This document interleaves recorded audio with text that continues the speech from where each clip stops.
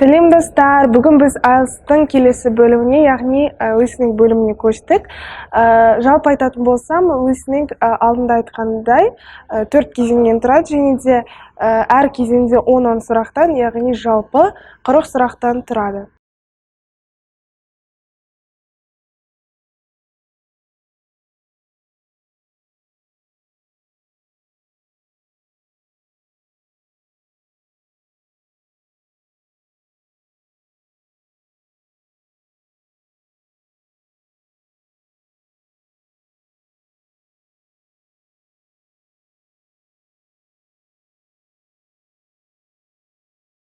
Бірінші кезең, яғни бірінші секция ол ең оңай болып саналады, ал ары қарай сұрақтар қиындай береді. Аудио бір рет қана ойнатылады, және де оның әр секундын мұқият тыңдағандарыңыз жөн.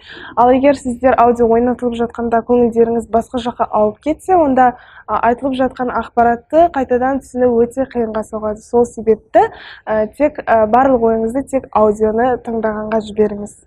Достар, тек listening бөлімінде ғана дұрыс жауаптарыңызды жауап парағына көшіріп алуларыңыз үшін қосымша 10 минут уақыт беріледі.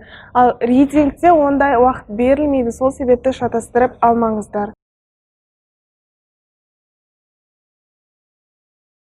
Ал қазір мен сіздерге listening бөлімінен жоғары балл алуға көмектесетін жеке өзімнің кеңестерімді беремін. Мұқият тыңдаңыздар.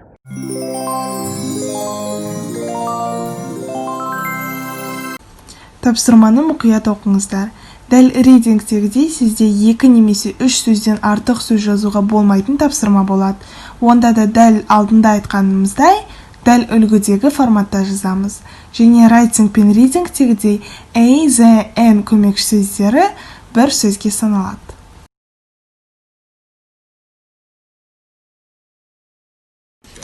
Аудиодағы жауап дәл сұрақтағыдай сөзбе-сөз келеді деп ойламаңыздар. Әсіресе соңғы секцияда аудионы жай тыңдап қана қоймай, айтылған нәрсенің мағынасын түсініңіздер. Әйтпесе сіз дұрыс жауапты жіберіп алуыңыз мүмкін. Сұрақ парақшасымен жақсылап жұмыс жасаңыздар. Белгілі бір сұрақтардан кейін сіздерге сұрақтармен танысып алу үшін уақыт беріледі. Бұл уақытта бос өтпай, оны тиімді пайдаланыңыздар. Сұрақты жақсылап түсініп алып, негізгі сөздердің астын сызып қойыңыздар. Бұл жауаптарды тез табуға көмектеседі. Егер сіз жауапты естімей қалып білмей қалсаңыз, онда жауабын ең болмағанда сұрақтың мағынасына қарай логикаңызға сүйеніп тауып көріңіздер. Ешқашан жауап парағында бос орын қалдырмаңыздар. Себебі қате жауап жазсаңыз да, ол үшін сіздің балыңызды ешкім алып тастамайды. Мүмкін сіздің жауабыңыз дұрыс болып қалар, кім біледі. Келесі сабақта мен сіздерге аудионы түсінбей қалған жағдайдың өзінде жауапты мағынасына қарай қалай табу керектігін көрсетемін. Және де достар, егер аудионың қай жерде болып жатқан жоғалтып алсаңыздар, онда еш уайымдамай ғана қайтадан текстке оралыңыздар, яғни аудионы тыңдауды ары қарай жалғастырыңыздар. Өздеріңізге шпаргалка жасап алыңыздар, яғни өздеріңіздің шатастыратын сандарыңызды және сөздеріңізді тест басталмас бұрын жауап парағына жазып алсаңыздар болады.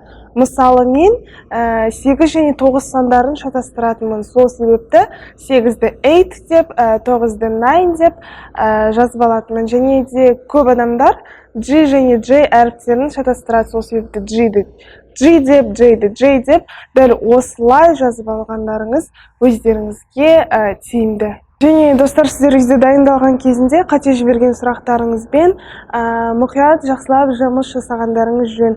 Және де сіздерде бірінші секцияда міндетті түрде кейіпкерлердің аты жөні айтылатын және де номерлері айтылатын сұрақ болады. Сол себепті өздеріңіздің ағылшын тілін жақсы білетін туыстарыңызды сіздерге осындай жаттығулар жасатқанын сұрасаңыздар болады. Себебі ол кезде сіздер жақсылап жаттығасыздар және де өздеріңіздің қаншалықты дұрыс жазалатыныңызды, сөздерді дұрыс жазалатындарыңызды, қалай еститіндеріңізді тексересіздер. Мысалы, келесі график бойынша осы сөздерді сіздерге айтқандарын сұрап көріңіздер. Оқылу үлгісі мынадай болмақ. B, R, A, Z, A, V, I, L, E. Яғни double дегеніміз қосарланған деген мағынаны білдіреді. Яғни double Z деген кезде 2 Z жазасыздар. Және де телефон номерін оқылған кезінде 62820872311. Яғни мұнда O дегеніміз ол 0 деген сөзді білдіреді. Егер сіздерде картамен қиындықтар болса, онда YouTube-тан IELTS Listening Map атты деп жазып көрсеңіздер, онда осыған байланысты тапсырмалар шығатын болады.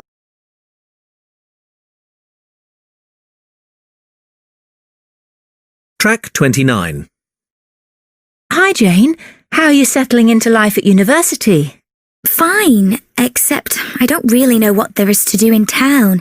I haven't had time to look around yet. Егер сіз қателеріңізді қай жерден жібергеніңізді білсеңіз, онда міндетті түрде қатемен жұмыс жасаңыздар. Және де аудионы қайта-қайта тыңдап, қай жерден неліктен қате жібергендеріңізді білуге тырысыңыздар.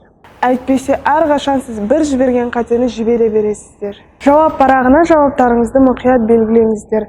Егер сіз бір әріпті қате қылып қойсаңыз, онда сіздің жауабыңыз есептелмейтін болады. Мысалға, education деп жазылатын болатын болса, мысалға, онда оның бір әріпі дұрыс емес екен деп, жалпы сөз дұрыс екен ғой деп, сіздерге ешкім балл, жарты балл қойып бермейді. Сол себепті олар оны дұрыс емес деп, жауаптарыңызды дұрыс емес деп қабылдайды. Сол себепті, достар, өздеріңіз сөздердің қалай дұрыс жазылатынын әрқашан қарап жүріңіздер, көп кітап оқыңыздар. Сол кезде жазуларыңыз дұрыс болады. Егер де сіздерде listening бөлімінде қиындықтар болса, онда келесі жаттығуды жасағанға мен сіздерге кеңес беремін, себебі ол өте тиімді жаттығулардың бірі. TEDx лекциясын ашып, сондағы кез келген видеоны қосып, қолыңызға қалам мен парақ алып, әр сөйлемнен кейін видеоны тоқтатып, не естігеніңізді параққа жазғаныңыз дұрыс. Видеоның соңында транскрипциясы, яғни қалай оқылатындығын қосып, және жазғаныңыз қаншалықты сәйкес келгенін тексеріңіз. Бір күнде 20 минуттық видеоны жазуға тырысыңыз.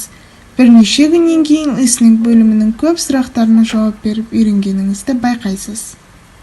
Міне, достар, бір күнде осындай 20 минуттық видеолар жазуға тырысыңыздар. Сол кезде ғана сіздердің ақпаратты тыңдау арқылы қабылдау деңгейлеріңіз өскенін сіздер байқайтын боласыздар. Және одан бөлек ағылшынша подкасттар тыңдап, фильмдер көріп, кітаптар оқыған жағдайда да сіздердің деңгейлеріңіз біраз көтеріледі.